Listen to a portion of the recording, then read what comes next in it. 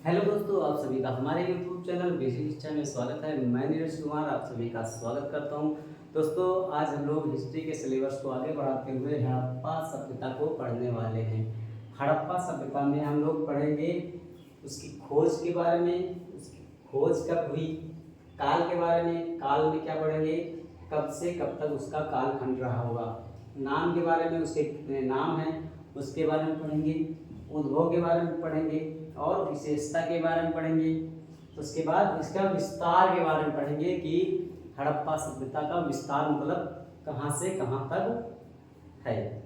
तो आइए देखते हैं पहले इस हड़प्पा सभ्यता को किस कालखंड के अंतर्गत पढ़ा जाता है। तो इसको पढ़ा जाता है आदि ऐतिहासिक काल के अंतर्गत।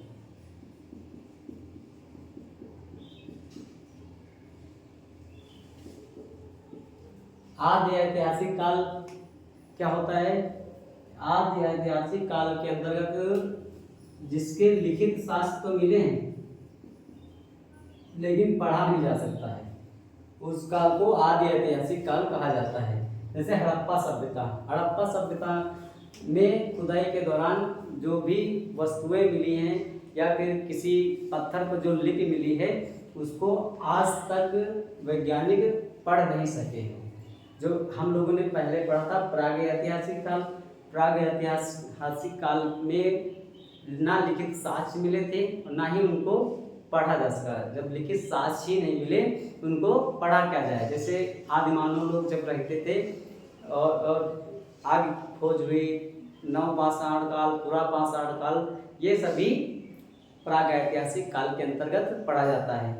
और प्राग आदि ऐतिहासिक काल के अंतर्गत हड़प्पा सभ्यता आती है जिसके लिखित साक्ष्य मिले मगर पढ़ा नहीं जा सकता है। ठीक है दोस्तों, तो आइए देखते हैं इसके बारे में आदि ऐतिहासिक काल के और अंदर इसके हड़प्पा सभ्यता को पढ़ते हैं। हड़प्पा सभ्यता एक नगरीय सभ्यता थी। जैसे आज के युग में लोग सुव्यवस्थित ढंग से नगर नियोजन मतलब घर बनाते हैं, सड़कें बनाते हैं, अच्छे से नालियाँ बनाते हैं, वैसे उस समय के लोग हड़प्पा सभ्यता में रहते थे।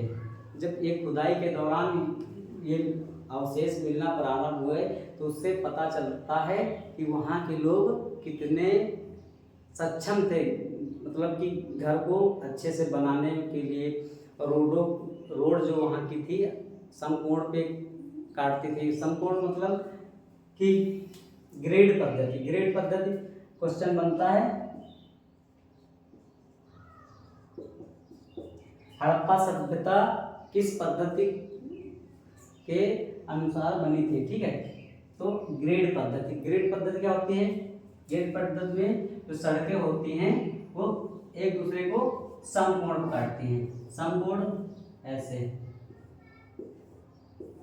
ये सड़कें हैं और इनके किनारे किनारे ये मकान है, जैसे आज के लोग रहते थे। ठीक है, तो ग्रिड पद्धति इसके आधार पर ये सारे मकान बने थे। आइए आगे देखते हैं।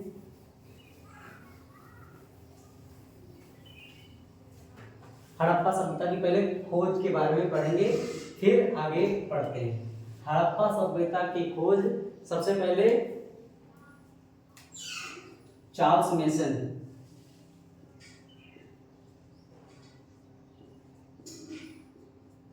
चार्ल्स मेसन 1826 ईस्वी, अंग्रेजी अधिकारी चार्ल्स मेसन पाकिस्तान के दौरे पर जाते हैं और उनको हड़प्पा सभ्यता के नगर के बारे में पता चलता है क्योंकि वो खुदाई के दौरान उनसे जो वहाँ पर जो ईंटें मिली थी तो उसके बारे में इनको पता चला, मगर उन्होंने ज़्यादा इसके बारे में शोध नहीं किया। उसके बाद 1856 के दौरान लाहौर से और कराची के बीच, लाहौर और कराची के बीच रेलवे लाइन बिछाई जा रही थी।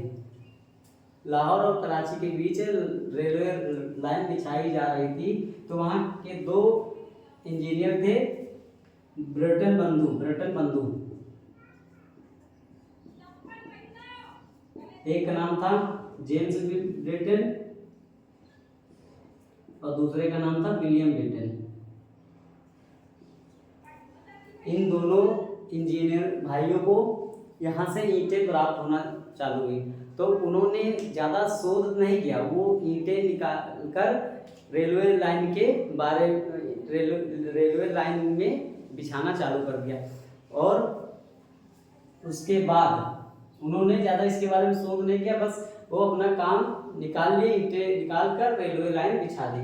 उसके बाद अगर इसके बारे में किसी ने शोध किया तो अलेक्जेंडर कलिंघम थे।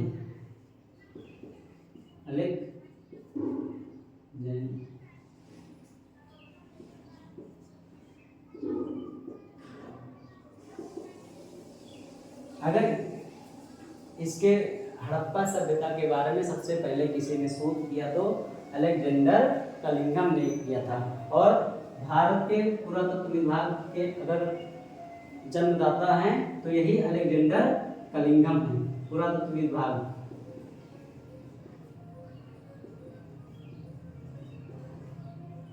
पुरातत्व विभाग के जन्मदाता।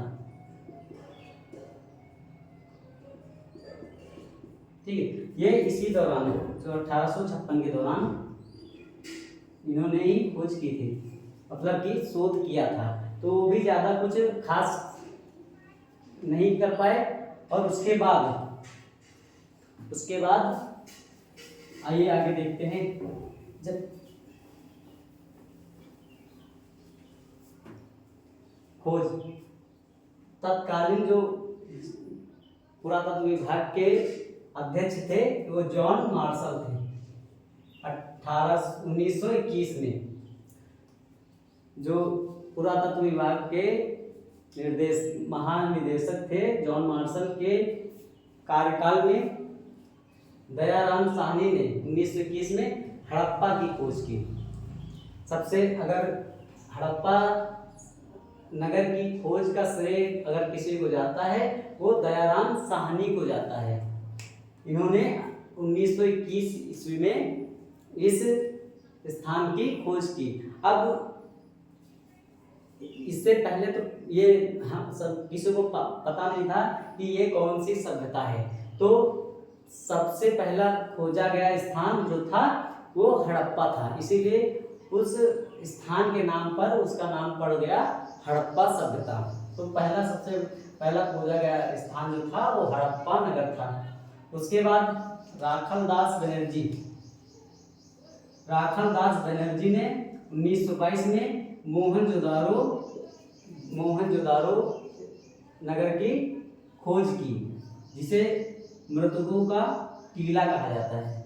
मृतकों का टीला इसलिए कि जब मोहनजोदारो की खोज की थी तो वहाँ पर बहुत से मृतक अवशेष प्राप्त हुए थे। तो हड़प्पा नगर की खोज दयाराम साहनी ने और मोहनजोदारो नगर की खोज राखल दास बनर्जी ने की। उसके आगे देखते हैं इसके कालखंड के बारे में।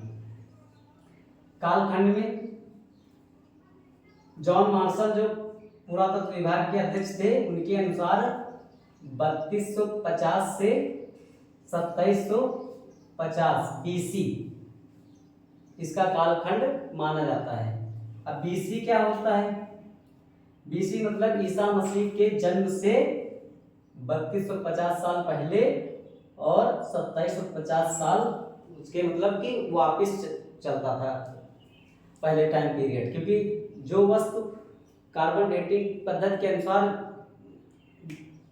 अनुसार ही रखा जाता है। मैंने जैसे मान लो कोई वस्तु मिली, उसको उस पद्धति के अनुसार देखा गया तो ये इसका अनुमानित पता लगा कि ये 5000 साल पहले है। फिर दूसरी वस्तु अगर मिली उसको अनुमानित किया गया तो 4000 साल पहले है। तो वो वस्तु की खोज के अनुसार ही इसको रखा गया है। मगर डीपी अग्रवाल हैं भारतीय वैज्ञानिक, ठीक, उनके अनुसार कार्बन डेटिंग पद्धति को मान्यता दी गई। ठीक है, कार्बन डेटिंग पद्धति जो टाइम पीरियड है वो 2300 से 1750 BC माना गया है।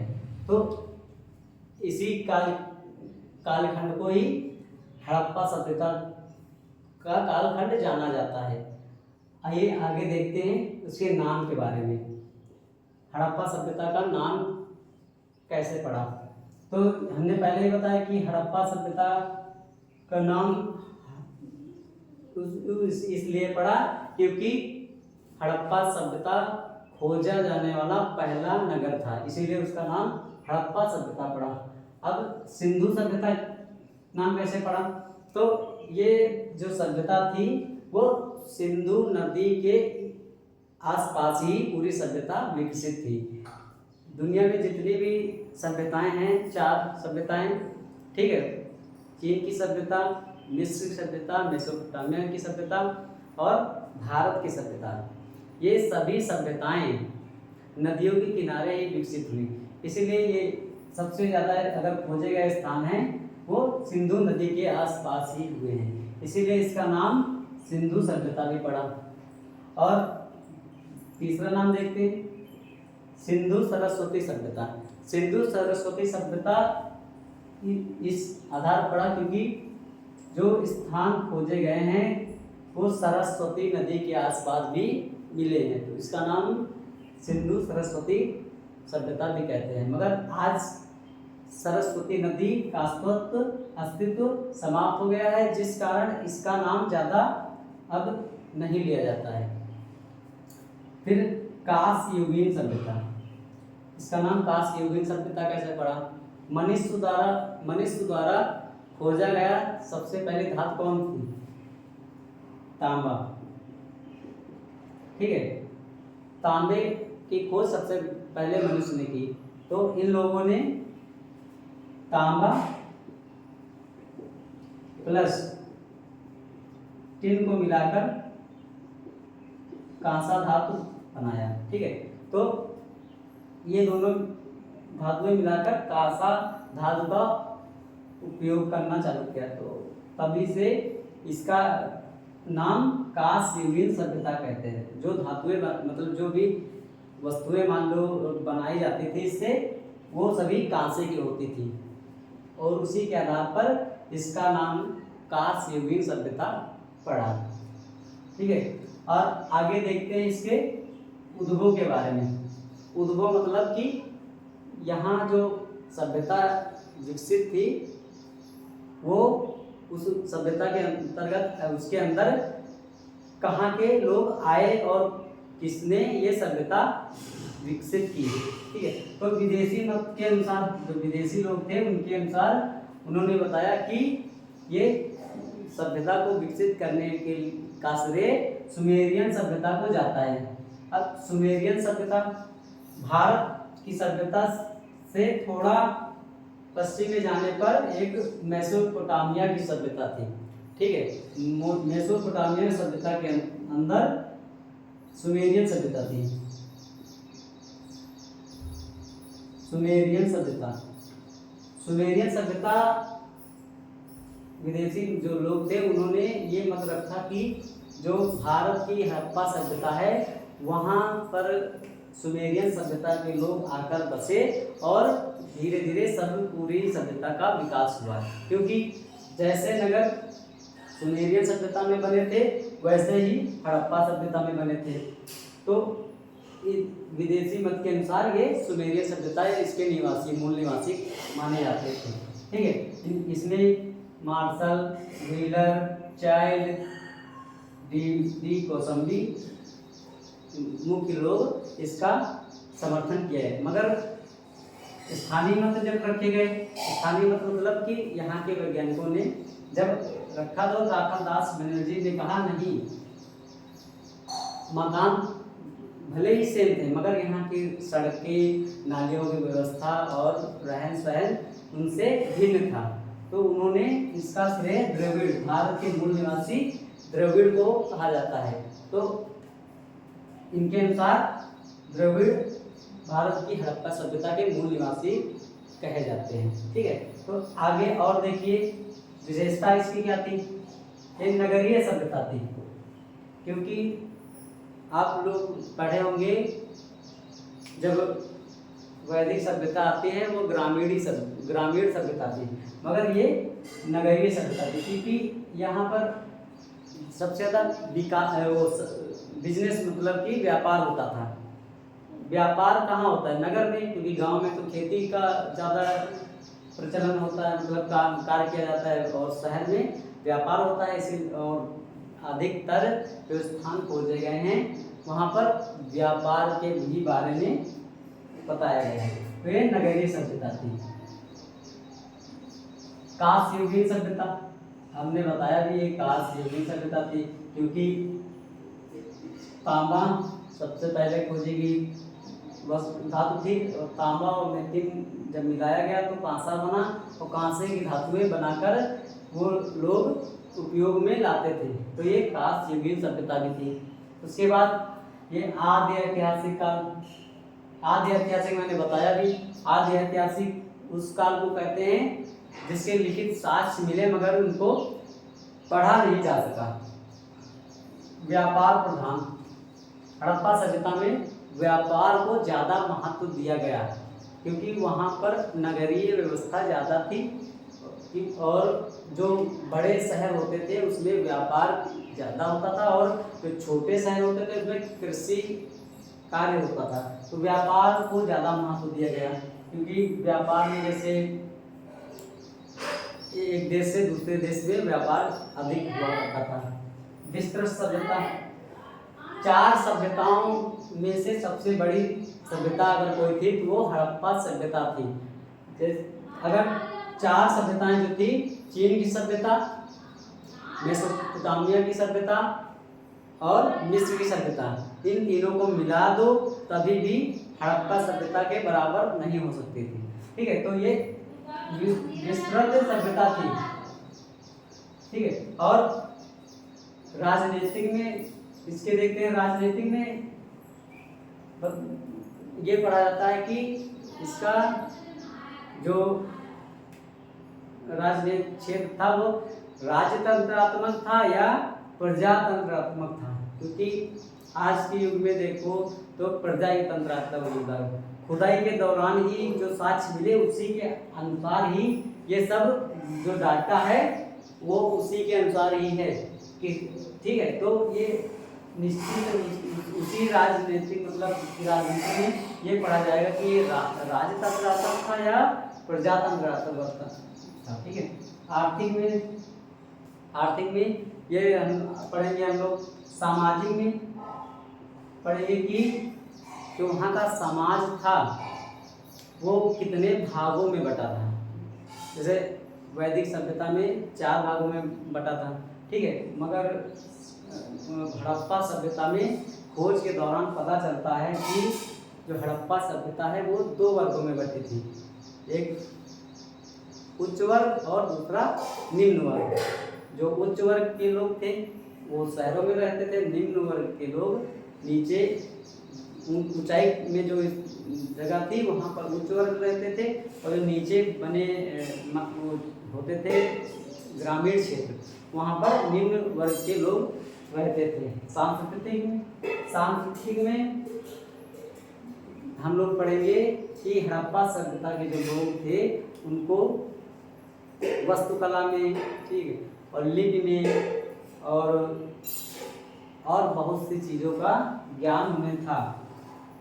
तो इतनी चीज़ें हम लोग इसमें हड़प्पा सभ्यता में पढ़ेंगे। और आगे देखते हैं इसका विस्तार में देखते हैं इसका विस्तार कहाँ से कहाँ तक था।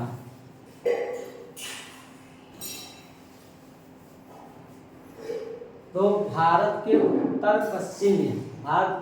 पश्चिम में इस सभ्यता का विकास हुआ था।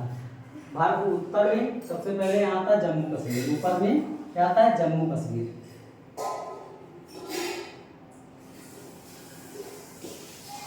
जम्मू कश्मीर में एक जगह है मांदा, वो ठीक है मांदा, और सबसे दक्षिण में दाइमाबाद,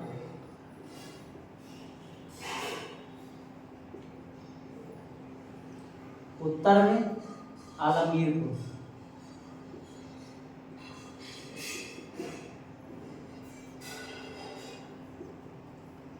तो ये आलमगीरपुर उत्तर प्रदेश के मेरठ राज्य में है, ये मेरठ जिले में, सॉरी, उत्तर प्रदेश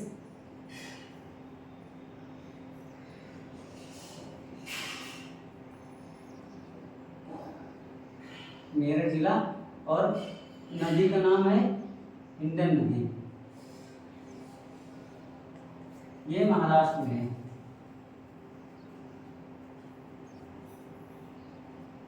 और ये गोदावरी नदी किनारे है। और इधर बलूचिस्तान में एक जगह का नाम है सुतका,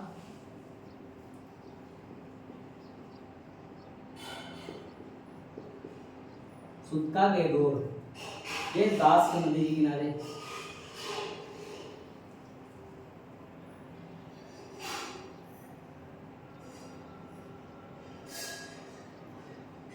ये अफगानिस्तान में पड़ता है, ये चिनाब नदी के किनारे, ठीक है, चिनाब नदी के किनारे, हाँ सही, ठीक है। तो ये इतने क्षेत्र में फैली हुई थी। अब इसको देखिएगा, ये ऐसे है,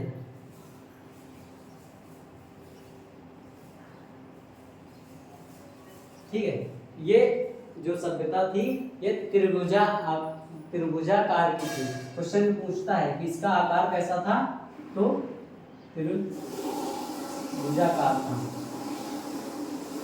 और इसका क्षेत्रफल कितना था, तो ये अगर पूरे संपूर्ण क्षेत्रफल देखा जाए तो ये 20 लाख वर्ग किलोमीटर में फैला हुआ था।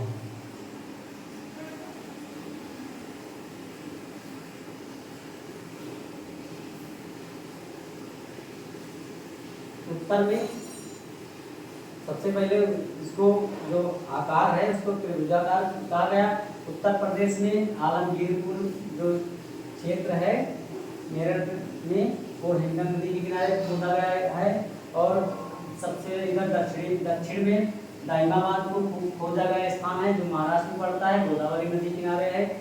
जम्मू कश्मीर मांदा में चिनाब नदी के किनारे, और ये दास नदी के किनारे सुतका गेडोर।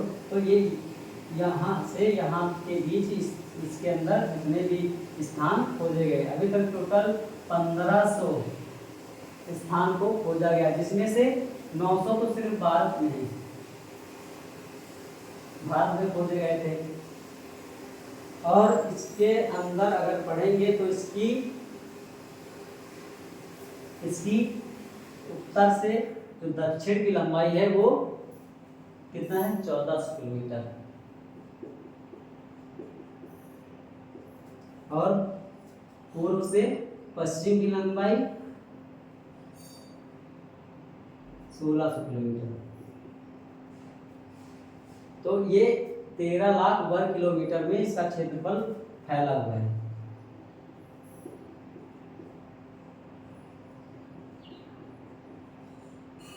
इसका क्षेत्रफल, तो इसके अंतर्गत ये सब इसका क्षेत्रफल यहाँ से यहाँ तक पढ़ा जाता है। इसके अंदर 1500 स्थान मिले हम लोगों को। सिर्फ वही स्थानों के बारे में पढ़ना है जो महत्वपूर्ण है। जैसे पढ़ना है हमको हड़प्पा। हड़प्पा नगर कहाँ है, तो हड़प्पा नगर रावी नदी के किनारे है। कहाँ है, रावी नदी के किनारे। और जो मोहनजोदारो है वो पड़ता है सिंधु नदी के किनारे।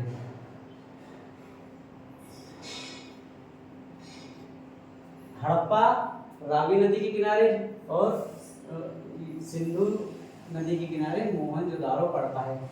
ये दोनों स्थान पाकिस्तान में है, प्रेजेंट टाइम पर पाकिस्तान में। अगर भारत में देखा जाए तो जैसे लोथल हो गया, कालीबंगा हो गया और आलमगीरपुर ये हो गया, ये सभी क्षेत्र भारत में पड़ते हैं। सब अगर पूछा जाए कि हड़प्पा सभ्यता में सबसे बड़ा खोजा गया नगर कौन था, तो मोहनजोदारो था। सिंधु घाटी सभ्यता का सबसे बड़ा नगर मोहनजोदारो था, मगर ये प्रेजेंट टाइम में पाकिस्तान में है।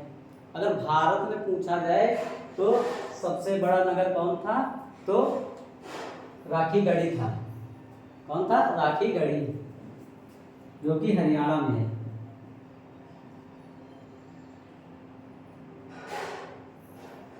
जो कि हरियाणा राज्य में है। आगे हम लोग इसके बारे में दूसरे पार्ट में पढ़ेंगे। आइए पहले देखते, एक बार रिवीजन कर लेते हैं खोज के बारे में। खोज जॉन तत्कालीन जो पुरातत्व विभाग के अध्यक्ष थे, उनकी अध्यक्षता में दयाराम साहनी ने 1921 ईस्वी में हड़प्पा की खोज की। उसके बाद राखालदास बनर्जी ने 1922 में मोहनजोदारो की खोज की। जो हड़प्पा है वो रावी नदी के किनारे है और मोहनजोदारो सिंधु नदी के किनारे प्राप्त हुआ। और इसका अर्थ होता है मोहनजोदारो का मूर्तिकों का टीला, की भी क्वेश्चन में पूछता है ये सब। काल के अनुसार जॉन मार्शल ने इसका काल निर्धारित किया 3250 से 2750 बीसी, मतलब ईसा मसीह के जन्म से पहले की ये घटना है। मगर कार्बन डेटिंग जो 14 पद्धति है उसका जो समर्थन किया था वो डीपी अग्रवाल ने किया था। इसका कालखंड 2300 से 1750 ईसा पूर्व माना जाता है। मतलब यही एनसीईआरटी के अनुसार यही 2350 से 1750 बीसी इसका कालखंड माना जाता है। ठीक, नाम में हड़प्पा सभ्यता, सिंधु सभ्यता, सिंधु सरस्वती सभ्यता, कांस्ययुगीन सभ्यता। और इसका उद्भव अगर भारत के अनुसार है तो द्रविड़ है, ठीक है, और विदेशी मत के अनुसार है तो सुमेरियन सभ्यता के लोग थे। तो विशेषता में इतने इसके नाम हैं। आगे जो स्थान इसके खोजे गए हैं और जो जहाँ से कुछ साक्ष्य मिले हैं उसके बारे में पढ़ेंगे, जैसे चावल के साक्ष्य और स्नानागार के साक्ष्य और चूड़ी जो और बंदरगाह जो मिले हैं उसके बारे में दूसरे पार्ट में पढ़ेंगे। दोस्तों आज के लिए इतना ही, धन्यवाद।